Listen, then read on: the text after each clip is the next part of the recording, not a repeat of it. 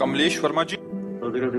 राधे राधे। आपके चरणों में कोटि कोटि प्रणाम। गुरुदेव, मैं रोजाना आपका दिव्य सत्संग एवं एकांतिक वार्तालाप को ध्यानपूर्वक सुनता हूँ। मुझे लगता है आपके सत्संग से इस अधम का भी मार्ग आगे बढ़ रहा है। जीवन की सारी चिंताएं दूर हो गई हैं। आज बड़ी संख्या में लोग आपकी दिव्य वाणी सुनते हैं और आपकी बात मानते हैं। कृपया एक मार्गदर्शन करें महाराज जी।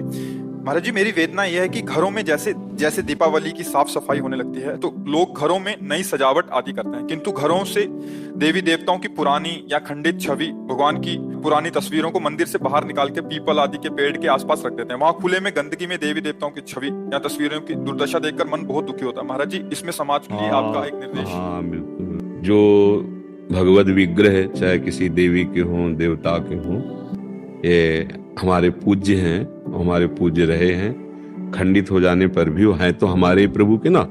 तो अगर हम उनको विसर्जन करते हैं, तो जैसे गंगा जी हैं, यमुना जी हैं, या कभी तीर्थराज प्रयाग या कहीं जो भगवत स्वरूप धाम के समीप जो तीर्थ आदि हैं, उनमें कोई न कोई पावन नदी रहती है। जैसे अयोध्या जी तो सरयू जी विराजमान। तब तक आप उनको घर में सम्मान पूर्वक रखिए जब तक आपकी तीर्थ यात्रा न हो। आप जिस तीर्थ में जहां पावन नदी है वहां उनको सम्मान से प्रवाहित कीजिए। जैसे आप साधारण बात समझो, हमारा कोई प्रियजन शरीर उसका अंग भंग होके पूरा हो जाता है तो हम अंत्येष्टि क्रिया जैसे करते हैं ना, तो हम फिर ऐसे थोड़ी चौराहे पे छोड़ देते हैं, पीपल के नीचे छोड़ देते हैं। कोई पधार जाए तो ऐसे छोड़ देते हैं क्या? उनको दफनाते हैं, उनको प्रवाहित करते हैं या उनको अग्नि प्रदान करते हैं। तो हमारे प्रभु के जो श्री विग्रह हैं, तो जैसे यमुना जी हैं, गंगा जी हैं, ये भगवत स्वरूप हैं। तो हम पुष्पमाला में ऐसे उनको आवेष्टित किया, नाव में बैठे और बीच में जाकर भगवत भाव से ऐसे उनको भी, ये हमारी पद्धति है। ऐसे जैसे मान लो लक्ष्मी जी, गणेश जी, देवी देवताओं की जो छवियां हैं वो खंडित हुई ऐसे और गंदगी पड़ रही, तो फिर आपके सुकृत नष्ट होंगे।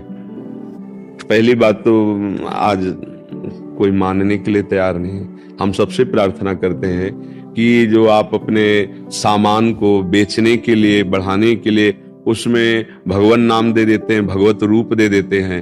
आप कार्ड में, निमंत्रण कार्डों में भगवान की छवियां छाप देते हैं, ये अपराध है। वो ऐसे भगवान की छवियां तिरस्कृत होती हैं। तो वही भगवान तो है जिनको हम सिंहासन में विराजमान किए, वही भगवान की छवियां अपने नाम के साथ पोस्टर में छवियां छपा दी। पोस्टर लगा, प्रोग्राम खत्म हुआ, फाड़ फाड़ के लोग फेंक दिए, नालियों में पड़े। इसी से बुद्धि भ्रष्ट हो जाती है। भ्रष्ट का मतलब जो हम सतमार्ग में आगे बढ़ना चाहते हैं उसमें बुद्धि नहीं, और राजी हो जाती है, मान सम्मान, रुपया, पैसा, भोग वासना। तो हमें तो यही लगता है कि सब ये प्रार्थना स्वीकार करें कि छवियों का पहले आदर करना सीखो। प्रभु की जो छवि आपको ऐसा लगता है कि अब हम नवीन विराजमान करें, तो उसको आप जाओ यमुना जी, गंगा जी, किसी पावन तीर्थ में उनको प्रवाहित कर दीजिए, या वहां नदी के पास जैसे बालू, तो ऐसे करके वो धारा ही है, वहां उनको विराजमान करके रज से ढक दीजिए। अब जब प्रवाह बाढ़ आएगी या जल में विसर्जित कर दीजिए, जैसा जैसा भाव बन पावे। पवित्र कोई सरोवर है उसके आसपास उनको ऐसे, मतलब अब वो प्रगट में कोई जीव तिरस्कार करे, अब जैसे पशु कुत्ता उसको तो ज्ञान है नहीं ना, आप पीपल के समीप रख दिए हो तो वहां लघु शंका भी कर सकता है। और जब खंडित मूर्ति है तो आदर बुद्धि से कोई देखता नहीं है, तो ये सब ठीक नहीं है। बहुत सुंदर बात है, एक लोक समाज की व्यवस्था की पवित्रता के लिए, भाव शुद्धि के लिए बहुत सुंदर बात है। जो भी छवि घर में विराजमान है, जब आपको उनको विसर्जित करना है तो किसी पावन नदी का आश्रय ले, आसपास वहां रज खोद करके उनको विराजमान कर ऊपर रज डाल दे, प्रणाम करे। या जैसे श्री विग्रह है तो फूल माला से आवेष्टित करके हृदय से लगा के प्रणाम करके ऐसे बीच धारा में ऐसे करें। ये बिल्कुल ठीक नहीं है कि घर के बाहर रख दिया, चौराहे पे रख दिया, पीपल के नीचे, ये तो बिल्कुल ठीक नहीं है। और इसका सुधार करें, नहीं तो बुद्धि गिर जाती है, अब बुद्धि अपवित्र हो जाती है। बुद्धि को अपवित्र होने में देर नहीं लगे। और अच्छा, ड्राइवर नशे में हो जाए ना तो पूरी गाड़ी चौपट हो जाती है। जिंदगी बहुत अमूल्य है और हमारी बुद्धि खराब होती चली जा रही है।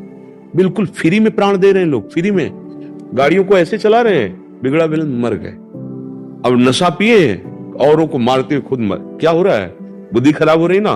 पूरा जीवन, इतना अमूल्य जीवन है मनुष्य जीवन, वो बुद्धि पवित्र नहीं इसलिए आपको नहीं लग रहा। एक एक सेकंड अमूल्य जीवन है।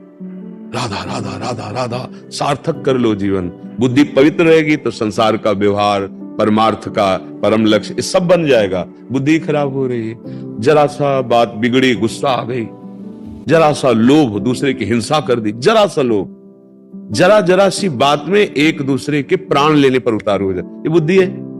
कोई बात नहीं, अगर तुम्हारा थोड़ा कोई अहित कर रहा है, भगवान देखेगा, अपना जीवन बचाओ, उसका बचाओ। अभी लाभ हानि में बदल गया है, आगे हानि भी लाभ रूप हो जाएगी। जीवन बहुत अमूल्य है, उसको छोटी मोटी बातों में पर वो बुद्धि खराब हो जाती है ना। तो इसलिए हर कार्य शास्त्र सम्मत किया जाए, तो उससे भगवान की कृपा से जीवन, हम कह रहे भगवत प्राप्ति छोड़ो, कम से कम चैन से जीने लायक तो बुद्धि हो जाए।